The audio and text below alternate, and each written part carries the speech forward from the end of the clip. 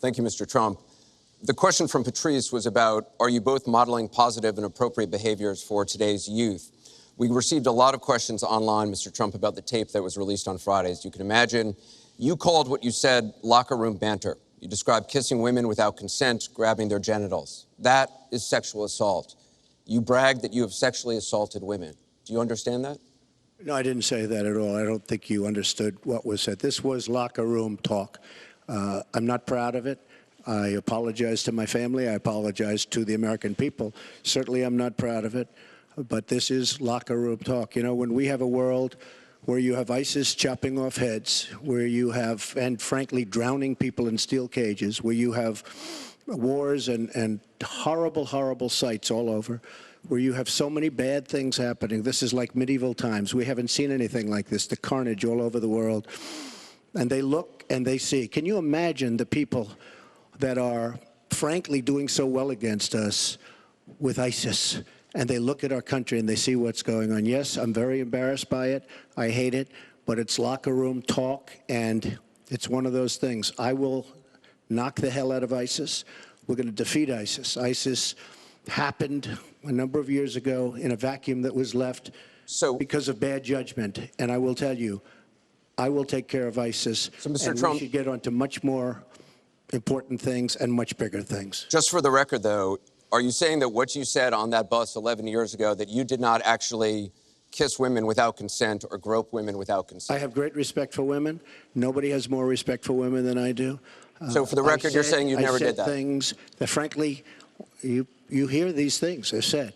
And I was embarrassed by it, but I have tremendous respect for women. Have you ever done those things? Women have respect for me. And I will tell you, no, I have not.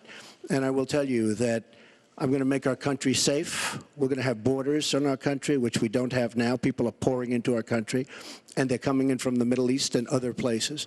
We're going to make America safe again. We're going to make America great again, but we're going to make America safe again. And we're going to make America wealthy again, because if you don't do that, it sounds harsh to say, but we have to build up the wealth of our nation. Right now, other nations are taking our jobs and they're taking our wealth. Thank you, Mr. Trump. And that's what I want to talk about. Secretary Clinton, do you want to respond? Well, like everyone else, I've spent a lot of time thinking over the last 48 hours about what we heard and saw. You know, with prior Republican nominees for president, I disagreed with them on politics, policies, principles, but I never questioned their fitness to serve. Donald Trump is different. I said starting back in June that he was not fit to be president and commander-in-chief. And many Republicans and independents have said the same thing. What we all saw and heard on Friday was Donald talking about women, what he thinks about women, what he does to women. And he has said that the video doesn't represent who he is, but I think it's clear to anyone who heard it that it represents exactly who he is, because we've seen this throughout the campaign. We have seen him insult women. We've seen him rate women on their appearance, ranking them from 1 to 10. We've seen him embarrass women on TV and on Twitter. We saw him after the first debate spend nearly a week denigrating a former Miss Universe in the harshest, most personal terms. So, yes, this is who Donald Trump is. But it's not only women, and it's not only this video that raises questions about his fitness to be our president, because he has also targeted immigrants, African Americans, Latinos, people with disabilities, POWs, Muslims, and so many others. So this is who Donald Trump is. And the question for us, the question our country must answer, is that this is not who we are. That's why, to go back to your question, I want to send a message, we all should, to every boy and girl, and indeed to the entire world, that America already is great, but we are great because we are good. And we will respect one another, and we will work with one another, and we will celebrate our diversity. These are very important values to me because this is the America that I know and love. And I can pledge to you tonight that this is the America that I will serve if I'm so fortunate enough to become your president. And we want to get to some questions Well, from am I allowed online. to respond to that? I assume I am. Yes, you can respond to that. It's just words, folks. It's just words. Those words, I've been hearing them for many years. I heard them when they were running for the Senate in New York, where Hillary was going to bring back jobs to upstate New York, and she failed. I've heard them where Hillary is constantly talking about the inner cities of our country, which are a disaster, education-wise, job-wise, safety-wise, in every way possible. I'm going to help the African Americans. I'm going to help the Latinos, Hispanics. I am going to help the inner cities. She's done a terrible job for the African Americans. She wants their vote, and she does nothing, and then she comes back 4 years later. We saw that firsthand when she was a United States Senator. She campaigned where the primary part of her campaign. I want to get to audience questions and online questions. So she's allowed to do that, but I'm not allowed to respond. You're going to get to respond right now. That sounds fair. This tape is generating intense interest. In just 48 hours, it's become the single most talked about story of the entire 2016 election on Facebook, with millions and millions of people discussing it on the social network. As we said a moment ago, we do want to bring in questions from voters around the country via social media, and our first stays on this topic. Jeff from Ohio asks on Facebook, Trump says the campaign has changed him. When did that happen? So, Mr. Trump, let me add to that. When you walked off that bus at age 59, were you a different man, or did that behavior continue until just recently? And you have 2 minutes for this. As I told you, that was locker room talk. I'm not proud of it. I am a person who has great respect for people, for my family, for the people of this country, and certainly I'm not proud of it. But that was something that happened. If you look at Bill Clinton, far worse, minor words, and his was action. His was what he's done to women. There's never been anybody in the history of politics in this nation that's been so abusive to women. So you can say any way you want to say it, but Bill Clinton was abusive to women. Hillary Clinton attacked those same women and attacked them viciously. 4 of them here tonight. One of the women, who is a wonderful woman, at 12 years old, was raped at 12.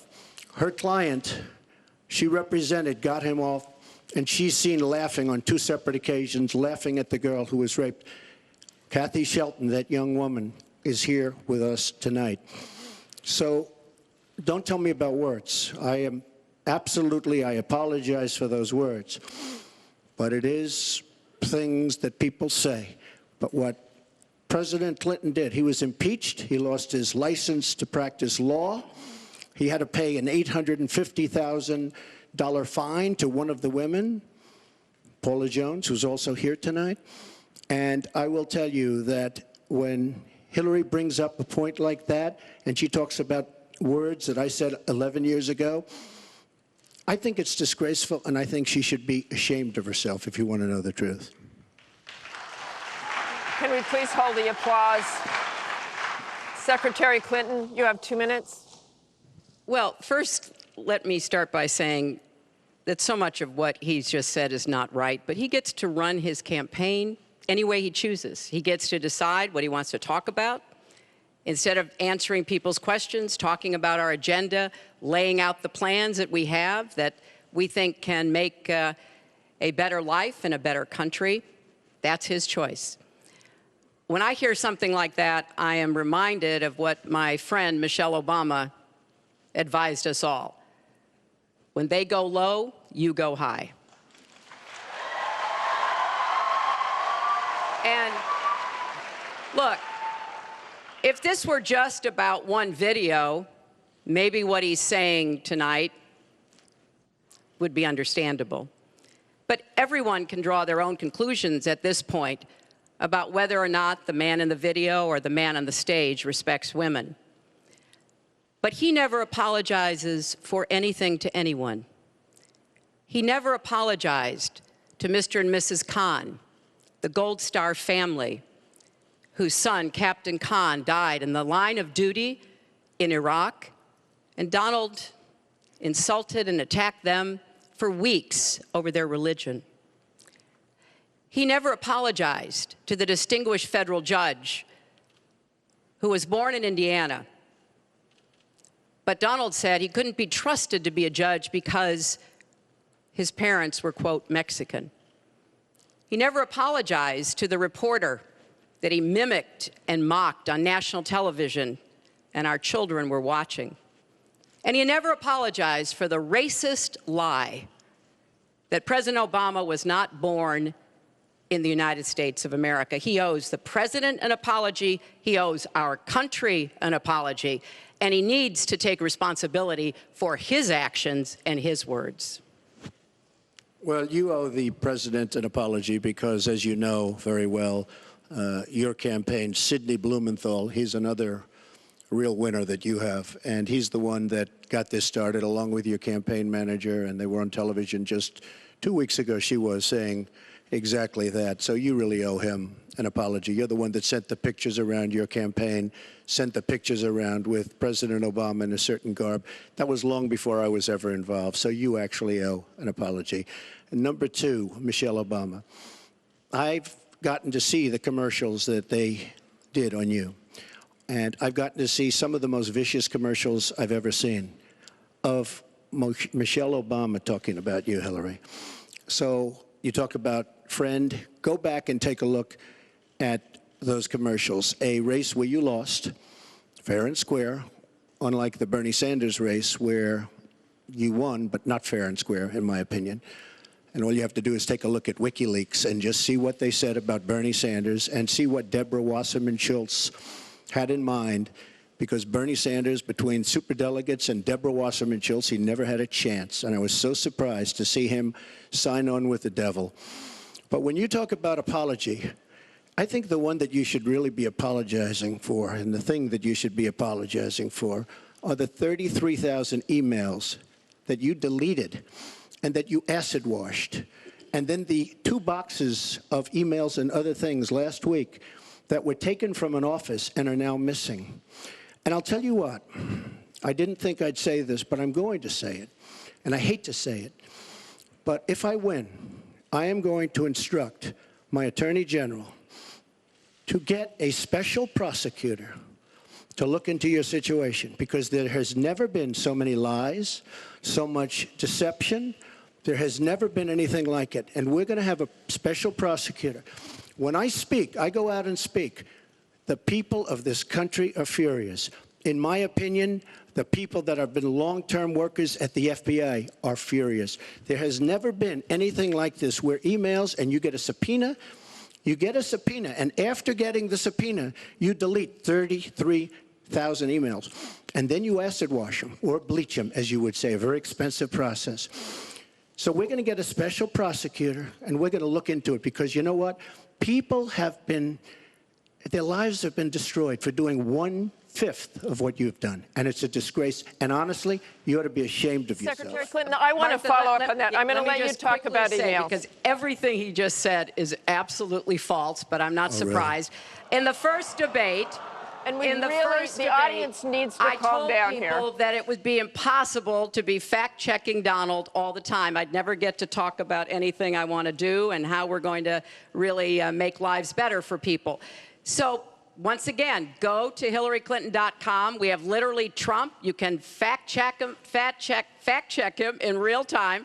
Last time at the first debate, we had millions of people fact-checking, so I expect we'll have millions more fact-checking because, you know, it's just awfully good that someone with the temperament of Donald Trump is not in charge of the law in our country. Yeah, because you'd be in jail. Secretary Clinton.